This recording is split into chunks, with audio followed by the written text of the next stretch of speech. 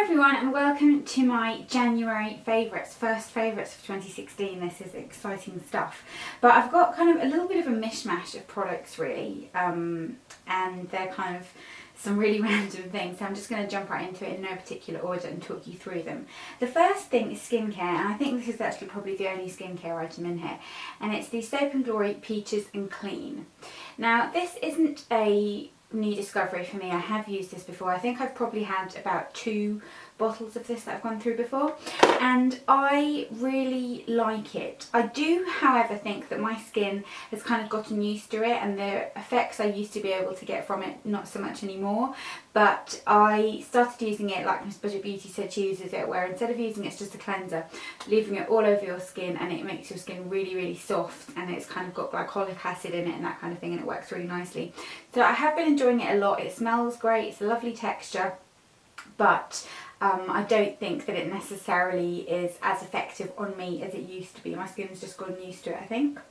Then in terms of makeup, I have got a concealer here, and this is something that I've had for a really long time, and I've kind of been playing around with it, never quite found the best use for it, and it's the NYX Above and Beyond Full Coverage Concealer.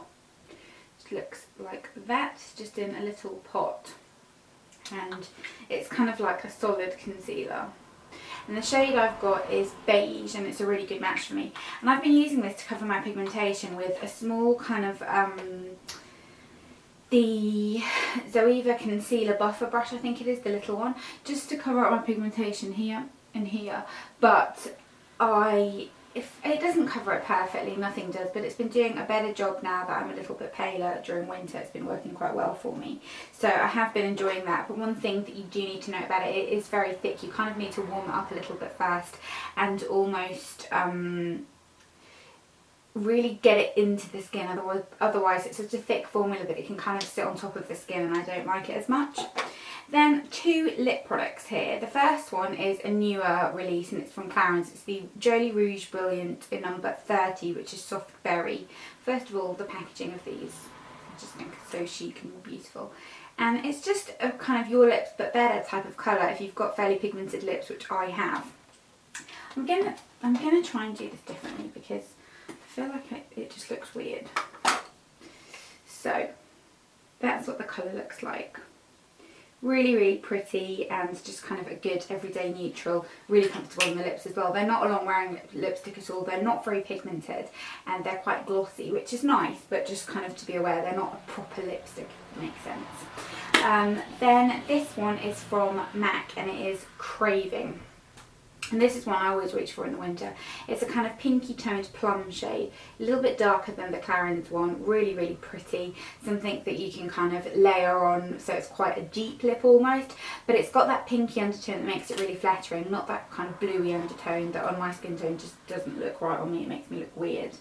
So those are lip products. Then another makeup item I've got here, just looking to see, I've got quite a few actually, is the Maybelline Master Sculpt. Now I only like the sculpt thing in this. I don't actually ever use the highlight shade. You can kind of see one's higher than the other, which looks a bit funny. But that's what the shade looks like. This is in light, and I've been using it just to contour my cheekbones with every day because it's a slightly lighter colour, and I'm always a little bit paler in winter, so it kind of works. But I think it kind of gives a nice natural contour. We'll ignore how bizarre my hair looks because it is so rainy outside that I just thought there is no point in me doing anything with it. When I have to go out later, it will just get ruined, and it's literally too windy for an umbrella. If it's so windy outside, if you tried to open an umbrella, I think you would just kind of take off like Mary Poppins. I opened the door to get some post this morning, and I went to close the door and it was so windy the door wouldn't close. It's really weird. Anyway, another thing I've got here, well, they're kind of the same category, so I'll talk about them together. Highlighters. I've been really into highlighters lately, just because it's winter, everything's grey, drab, you want your skin to look nice. Powder highlighters, I've been going for the Revolution highlighter palette, the Radiant Lights palette. I usually use the middle shade, and I know these look, that was a fail, wasn't it? I know these look kind of really boring and weird, but they're just really pretty, and I'm going to kind of give you a little bit of a swatch there. just gives a lovely sheen, not glittery, just a nice sheen. And I'm wearing it on my cheekbones today. I'm not sure how much you'll be able to tell because of the light, but you probably can tell actually. And then if I fancy a cream one, I do like how cream highlighter looks a lot better actually, but because I've got to kind of strategically place my concealer because of where my pigmentation is, it kind of moves around and it just doesn't work as well. But if I am going to do that, I like the Clarins Chubby Stick in Hefty Highlight, which again is just a kind of pinky nude shade. Put it here for you. You're not going to really be able to see that, are you? Well, you can, but I don't obviously put it on that strong, but I'll kind of put a little bit on under my foundation, dab it in, works really nicely. So that's everything for makeup. Then let's talk fragrance. I've got one fragrance that has been my go-to this month, and you're going to know what it is. Marc Jacobs Decadence. It's just the prettiest thing in the world. I actually want to have this out in my living room because I want to see it all the time, and I want when people to come round for them to see it because it looks so nice. But it's not, it's in my perfume collection in my bedroom, but it is just the prettiest thing ever. In terms of what the scent smells like, that would be helpful. It's very, very warm, kind of like a warm vanilla-y type of smell. If you like Zara Oriental, you will like this, I think. It's that very, there's no other way to describe it apart from warm. It's just very kind of a little bit spicy, a really unusual scent, and very unusual for Marc Jacobs because his tend to be very floral, very light, very fresh, which I also like. I think I like all of its fragrances actually, but love that one in particular. And then we've got kind of body care. This is a random one and this is TMI, but I'm sharing it anyway because A, I love a bit of TMI, and B, if there's anyone that's struggling with this, this might help you too. And this is Sudocrem. Now, for those of you who don't live in the UK, maybe you don't have this in other places, but basically it's an antiseptic healing cream, and they say you can use it for nappy rash, eczema, surface wounds, sunburn, minor burns, acne, bed sores, something that I don't know, chilblains? I don't know what that is. But it's a really weird, like, greasy white cream. But after I have a bikini wax, I always use this kind of just all over the area. And it really, really helps. I have been suffering a lot less with ingrown hairs lately, a lot less with kind of little red bumps, just the general condition of my skin in that kind of area, not the kind of, you know, intimate area, but kind of the surrounding area, has been a lot better, and I think it's because I've been using this. It really, really works well, so I just thought I'd mention that. I know it's a weird favourite, but whatever. Then in terms of more body products, keeping my tan, this has been my favourite. And I'm a little bit worried about this being my favourite because it is expensive considering I am using it every day. But it's the Tropez Everyday Body Lotion, and I've got this in dark to medium. I really like this.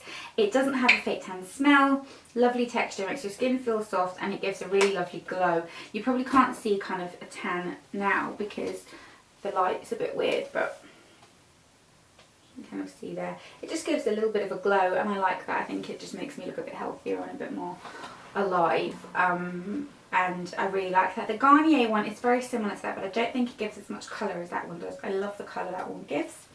Then for body care as well, this isn't necessarily this particular product, it's a representation of this method, and that is using when I have a pamper night, which FYI every Wednesday and every Saturday, just to let you know, I like to use a body oil first, and then I will kind of lock it in with a body butter or body lotion. I know that's really extravagant and whatever, but it makes your skin feel so soft and amazing, especially during the winter months when everything kind of feels really dry and horrible. It feels really pampering. You're kind of cocooning yourself in moisture, and it's lovely. And it's kind of the same as if you use a facial oil and put your moisturiser on top, kind of the moisture sandwich. Works really well with your body as well. So this is the Body Shop Smoky Poppy Massage Oil. I like the Clarins oil, even just like Nivea oil you can use. They do the firming one, and then just layer your body lotion on top and your skin will feel amazing. And then last but not least, I have a hair product, and this is the Charles Worthington Intense Rescue Melting Balm. Now, see, this is really, I thought that the instructions for this were different, but basically it is a semi-solid balm, like a cleansing balm. You melt it in between your hands and then you apply it to your hair. Miss Budget Beauty in her video said that you should put it near a radiator so it melts, becomes an oil, and then put it in your hair. I haven't actually tried it like that, and I will try it like that next time I use it, because that sounds like that could work quite nicely. And I just kind of warm it up between my hands, put it in my hair. They say to leave it on for 20 minutes. I'll kind of, if I'm just at home during the day, maybe like on a Sunday or something, I'll put it in my hair, leave it in all day, or sometimes I'll sleep in it, wash my hair in the morning. But it really gives your hair a nice moisture boost, and it's a nice product because you can apply it on dry hair. And sometimes, you know, you're not going to go and wet your hair to just put a conditioning mask on if you feel like it, but this works really nicely. I really like it. So that's everything in terms of beauty products. Then I do have a book to recommend, and a couple of movies and TV shows as well. So if you're more interested in that, then by all means you can kind of not listen to this part. But this book is After Anna, and I read this in a week because it was so good. And it's basically about a little girl who goes missing. Her mum is late to pick up from school and she goes missing, and then she comes back, and what does that mean? And where has she been? And she rhymes. No, she doesn't. But really, really great read. If you like kind of thrillers and that kind of thing, it's a really great read. I kind of called quite early on who I thought the culprit was, and I was right. So if you've read it and you knew that, then yeah, let me know, because it was obvious. Lots of people in the reviews I read said like, oh, such a shocking twist. I didn't think it was a shocking twist because I kind of saw it coming, but I don't know, maybe it's because I read so many of these types of books, I'm kind of used to it by now. But really, really great read, really recommend it. Then in terms of TV shows, Walking Dead's kind of on hiatus, and Game of Thrones isn't out for a while, and all the shows that kind of are the big shows that everyone talks about. So I had started watching Grey's Anatomy because I know it's not this kind of great TV masterpiece, but I used to like it, and it was on Now TV, which, by the way, someone on Instagram recommended for me because I was getting annoyed with Amazon Prime, but every time I started watching something they were taking it off. So yeah, Now TV is what I've got at the moment, as well as Netflix, so that's been quite good. But I've been watching Grey's Anatomy on there. I'm on the 5th season. It's not, you know, like groundbreaking great TV or anything, but the characters are good. It's quite funny. It's just easy viewing, and it's something that kind of I watch on my own. My boyfriend doesn't like it, he won't watch it, and I'm trying to finish that so that then I can watch Scandal. I know lots of people watch things simultaneously. I can't do that. I kind of need to focus on one thing. So yeah, that's what I'm watching at the moment. I really like it. My favourite characters are McDreamy, obviously. I mean, like, and I know something really bad happens to him in the season's coming, so please don't spoil it, because I know, but I don't want to think about that yet. Could you think of anyone more who you would like to be your husband? And Dr. Sloan is ridiculously hot as well. I really like Alex. I really like Christina. Izzy and Meredith annoy me. I think Callie's really pretty. And I love Dr. Bailey. So yeah, that's kind of my little Grey's Anatomy chit chat. And then for movies, I've been trying to watch all of the kind of Oscar movies this month. I always like to kind of do that before Oscar season, so I can kind of just know what's going on and what the movies they're talking about.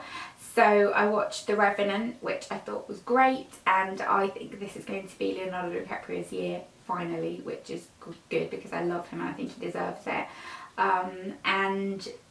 But I think I watched all of like the kind of major ones, like The Martian. I don't really like that, but that's not anything to do with the film. It was a good film. I just don't like space related films. But if I had to pick the best one out of all those movies, it would be the what was it called? Spotlight. Sorry, I was trying to remember it. Spotlight. Rachel McAdams, Mark Ruffalo, Michael Keaton, and it's basically about a group of journalists who uncover child abuse within the church in Boston, and it was a really, really great film. I like those types of films kind of where they're very serious topics, and I really, really enjoyed it. The acting was great, great story, really, really good film. And then kind of on the other hand, this isn't an Oscar related film, just one that I randomly watched, was The Intern with Anne Hathaway and Robert De Niro. I didn't think anything of this. I thought it was just going to be like, you know, cute, whatever. It was actually a really, really sweet film, and I really enjoyed it a lot more than I thought I was going to. So check that out if you kind of like those types. It was a very kind of heartfelt, sweet film, which I wasn't expecting it to be. I just thought it would be one of those kind of, not a rom-com obviously, because they weren't going to like be a couple, but just, it was a bit different. So yeah, that's everything. I'm going to go now. Well, I'm actually going to film my empties video and then I'm going to go. But I hope you've all had a great January, and I will see you all in my next video. Bye.